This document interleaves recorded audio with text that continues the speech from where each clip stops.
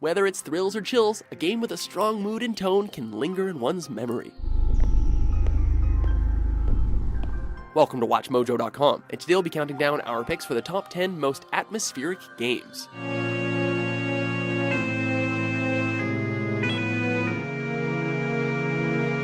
For this list, we're taking a look at games with immersive atmospheric experiences, with a particular focus on those games where atmosphere is central to the gameplay. Just finish the coupling so we can continue. Elements such as good sound mixing, lighting effects, and the use of a musical score are all of key importance, as certain games rely heavily on these features to achieve their intended effect. Oh, so sick, you know?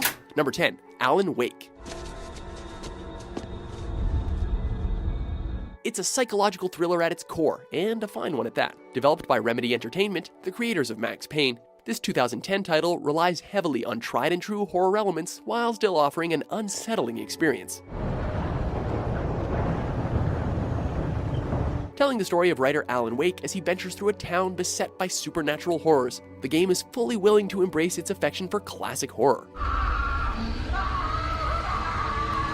Everything from the importance of lighting and the threat of darkness to the choice of tension-raising music is at once a winking nod and a mood-building design choice. Number 9, Limbo. Simplicity is key here. The indie game Limbo conveys the basic tale of a boy searching for a girl in a monochromatic, possibly post-apocalyptic realm. However, this bare-bones approach works for Limbo, as the game elects to focus on a subdued score and haunting visuals. The world that the player explores is filled with lethal horrors, displayed in black and white, yet coming across as surprisingly graphic. Coupled with a pervading sense of loneliness and despair, it's quite a unique and unforgettable experience.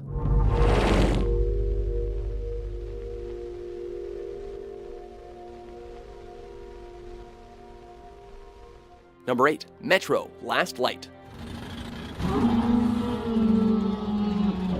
The depths of darkness make for good mood building. Last Light acts as a sequel to 2010's Metro 2033, with series hero Atium sent to hunt down the last of a race known as the Dark Ones.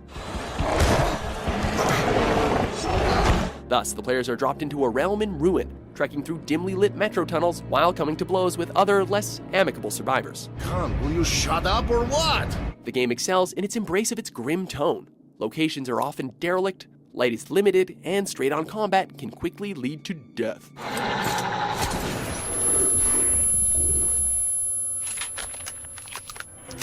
Number 7, Gone Home. You know that feeling where the first moment you see someone, it's like they have a big gold star around them? Coming home is easy. Feeling at home is the tricky part.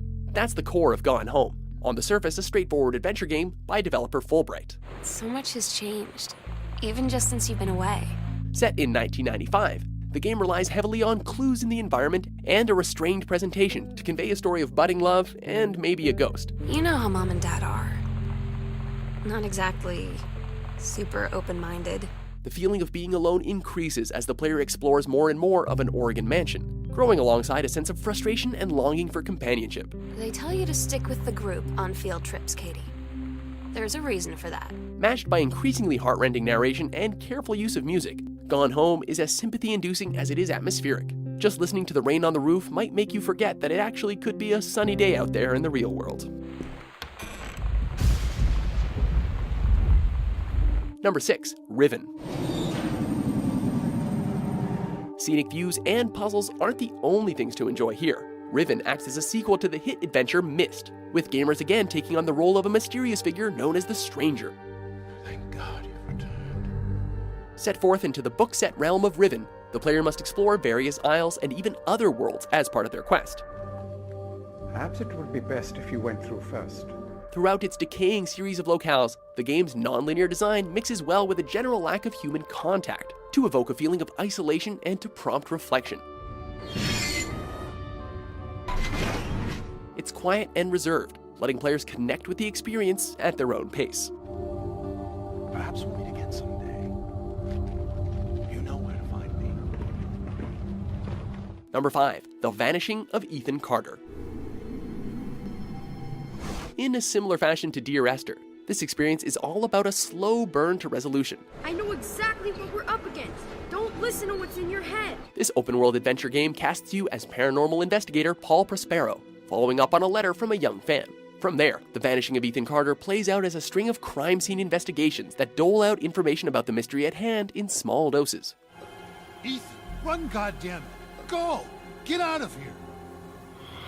Thus, the game keeps players on their toes while also remaining just ambiguous enough to work towards a thought-provoking conclusion.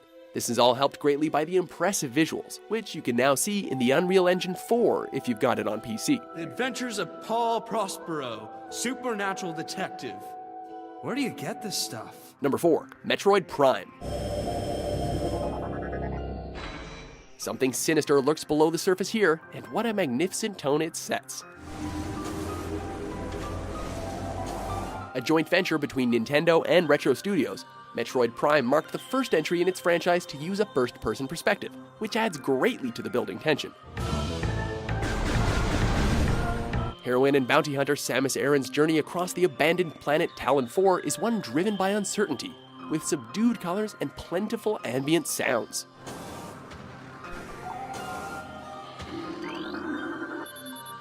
These little details make for a compelling example of mood in gaming, and punctuate the action sequences nicely.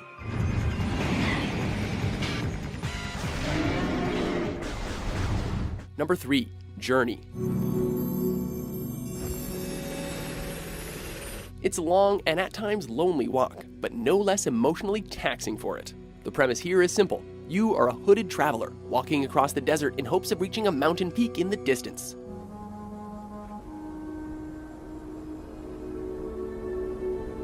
Yet the game proper takes the simple idea and fleshes it out into a grandiose and moving tale, relying on shining visuals and inspiring music to keep the player motivated.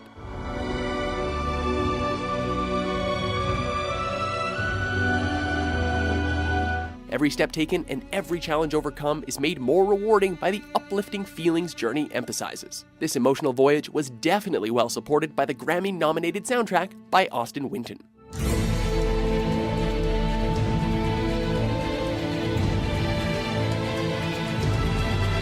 Number 2, Silent Hill 2. In my restless dreams,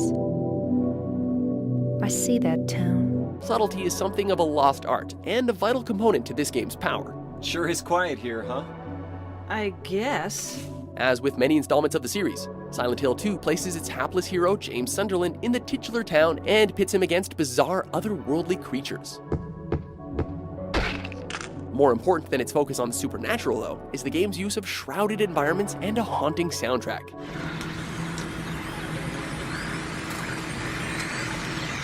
It's designed to slowly build unconscious fears in the player, demonstrating a keen understanding of psychological horror that is supported by the harrowing story reveals and ambiguity of the world.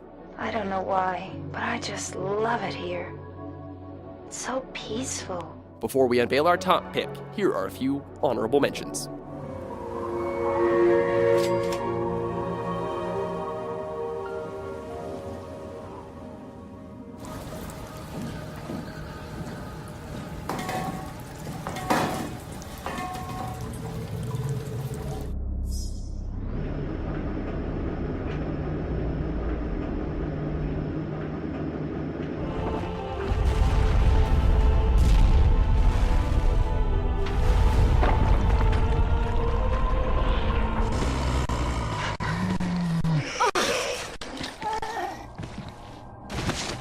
Number 1, BioShock. I can hear the infernal things all around you.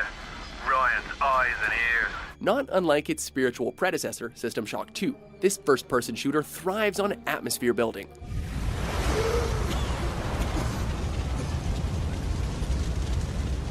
Set in Rapture, an underwater city pitched as a supposed utopia, BioShock balances its setting's Art Deco beauty with the decay and devastation inherent to societal collapse. Aye, that's a pretty sermon coming from the ghoul who cooked up them creatures in the first place.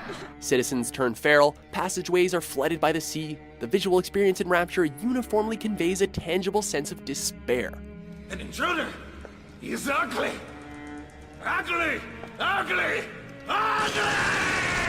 With its twist-filled narrative, classically inspired soundtrack, and brutal action, BioShock quite easily embodies a quintessential tragic world that is noble in nature, yet doomed to fail. You promised me pretty, Simon. You promised me pretty. Now look at me. Look at me! Do you agree with our list? You don't shake hands with the devil. What's your favorite atmosphere-driven game? For more intense top 10s published every day, be sure to subscribe to WatchMojo.com. Ethan warned me about that. Warned me not to be fooled by what I saw here.